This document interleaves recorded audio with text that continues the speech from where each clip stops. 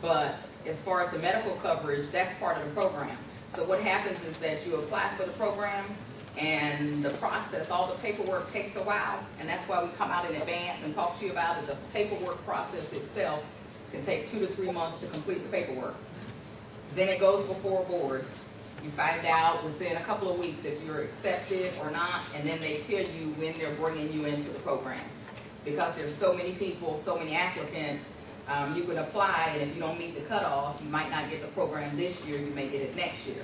If you make it in time, it'll start at the beginning of the year that you've applied and received, been selected for. So you wouldn't just, because it's a school program. So as soon as your school year that you're selected for starts, all of your things would be in place in time for that school year. But is that under the Navy's medical insurance, or is that only if your school requires the medical If the school requires medical insurance, then they pay for it. Okay. And if the school doesn't have it, then you're just doing whatever you were doing before you got the scholarship. And then what about the time, the 5 weeks during the summers? Is that? You're in the program the whole time. When you get in the program and you're in it the whole time. And you belong to us the whole time. All right. Yeah. Anybody else have any questions? Okay. So, as far as the Health Services Collegiate Program, because you become an active duty member, you are responsible, because you're part of our command now. So you're responsible for your analysis program. Whenever they have a random urinalysis, you're responsible for a physical fitness exam. So you're more responsible to the command under the HSCP than the HPSP person is. That person is pretty much just going to school. The other person is a collegiate, and they'll have to do PRTs, do urinalysis, and do different things periodically. You have to adhere to the Navy zero tolerance policy, stay in contact with your recruiter. But the good thing about it is once you commission, say you did it for 4 years, for the full 4 years that you were part of the collegiate program, those 4 years are counted as active duty time once you graduate from school. So you're automatically a lieutenant with 4 years active duty.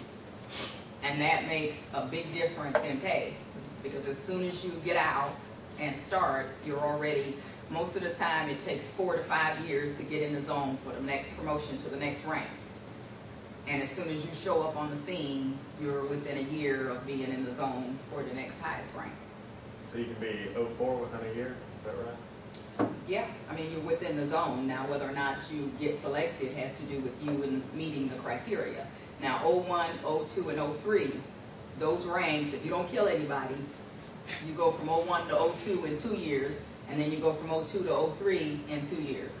But you automatically are an 03 because you have a doctorate degree. So you show up as an 03, but you show up with 4 years seniority, so you're automatically closer to being in the zone. So the zone means that they look at you, they look at your job performance, they look at what you've done, compare you to your peers that are other 04s, and determine whether or not they want a promotion. And that's how that works. Yes, ma'am. Since you would be on active duty during the years of school, with that program, can you be called away from your school? No. None of the programs, any student program, you cannot be called away because you're in a student status. And as a student, you're being trained to do what the military needs you to do, and you're not qualified to go. Okay. So, how many years of service beyond the 4 years of active duty that you already have are required by? well, the way the program works, anytime you do the program, it's an 8-year flat.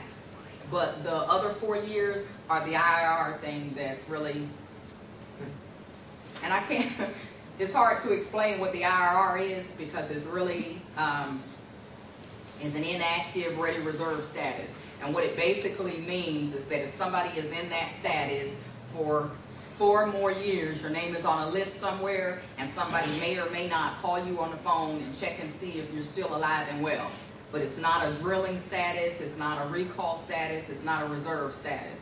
So an actual active drilling reserve is required to drill 1 weekend out of a month for 4 years. For whatever the year of your contract is, and 2 weeks a year. the IRR is not a drilling status, but your name is on this list. And I keep trying to find out, and somebody is looking it up for me because I'm not sure what the list is for and what the relevance is. And so the active reserves are exhausted before the IRR is touched? As far as I know, the IRR is not touched.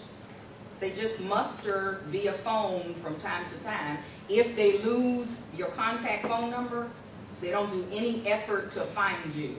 So I don't know what the purpose of even being on the, and that's what I can't understand. I'm like, what is it for? I mean, if they're not going to make me muster somewhere if I'm on the list, I mean, I've been in so long now that my 8 years have passed, but when I first joined, they told me about, and I'm like, what if I go somewhere and they can't find me? Am I accountable to somebody? Do I get penalized? Is somebody going to hunt me down? And then I thought that if a war broke out, that they could recall me. They were like, no, no, no, that's the reserve. You're not a and so what am I on the list for? And I'm not sure. I mean, if you want to know, I can find out, but I've got people looking it up for me because I have no idea what exactly that list is for. Purposeful, I can't find a reason. So how do you exactly serve the Navy if for your 4 years that you're being in school, they can't send you away anywhere, and then after your education is done, That's when the clock starts, So- not while you're in school. Okay. Your 4 year doesn't start until you're a trained physician and able to pay back your time. So And it's when like you- the other one where after you graduate, you do 4 years. Exactly. Okay. All of the I was programs, confused. any school program is not going to start, and that's why they won't deploy you or do anything, because what they're giving you is your education in exchange for your skills as a doctor or a nurse or a neurosurgeon or whatever your specialty is. And so for them to pull you while you're a first year med student, what are they going to do with you? No, gotcha. You know what I mean? It won't be useful to them.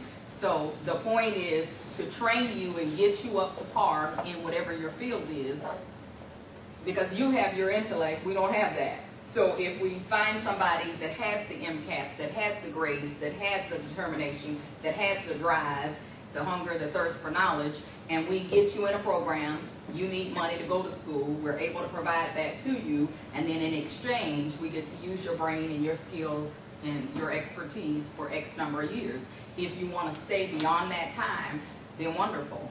If you don't stay beyond that time, then the military suffers a loss, but you've got what you came for, and we got what we promised from you, and the relationship is concluded and you leave.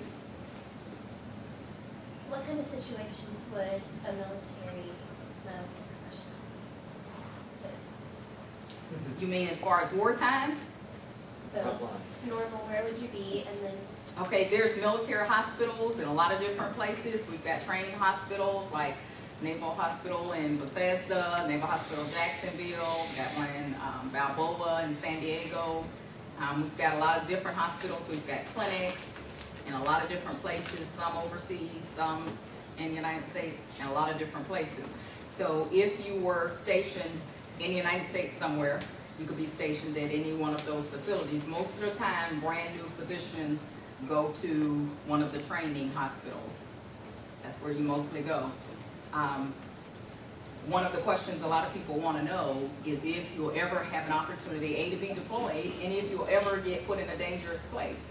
Our job in the military is to go to war, and we most certainly go to war. The soldiers go to war. And as doctors, nurses, physician assistants, your job is to patch people up that are broken, injured, hurting. And so there will be times, at some point in time in your career, while this stuff is going on, that you might most certainly be in harm's way, nearby somewhere, that somebody is hurt, trying to pace them back up and put them together. Nobody should ever give you a rifle and ask you to pretend to be an infantryman and you're a doctor. All the cooks, when they go to war, they go somewhere and they be cooking, setting up a kitchen. All the nurses be nursing somewhere. So nobody will ask you to do a job that's not your job. But you can most certainly be in a dangerous situation, because freedom isn't free. That's what we do. We in the military, and our soldiers and sailors sometimes get put in harm's way. And as medical people, we know right now if somebody got injured, cut really bad, we'd be trying to get them to the nearest hospital. If every medical person was 9 million hours away to make sure they didn't get hurt, somebody bleeding out or in a bad situation would never make it trying to get to medical help. So in some cases, we are nearby so that we can provide help. No, I assume then that some specialties are deployed more often than others. As in trauma ER surgeon versus an OB nurse.